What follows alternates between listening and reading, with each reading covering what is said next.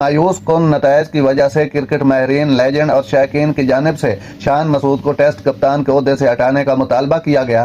جیسے جیسے قیادت میں تبدیلی کا مطالبات زور پکڑتے جا رہے ہیں، یہاں 3 ممکنہ امیدوار ہیں جو مسعود کی جگہ پاکستان کے ٹیسٹ کپتان بن سکتے ہیں۔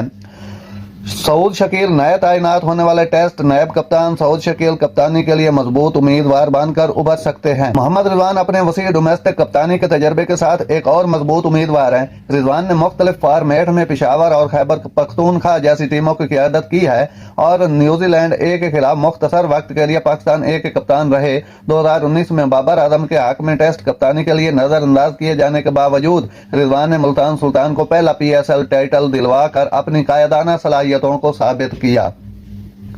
بابر اعظم بطور ٹیسٹ کپتان ایک ٹھوس ٹریک ریکارڈ کے ساتھ پاکستانی کرکٹ کی ایک نمایاں شخصیت ہیں۔ ان کی قیادت میں پاکستان نے 20 ٹیسٹ میچوں میں سے 10 فتوحات حاصل کی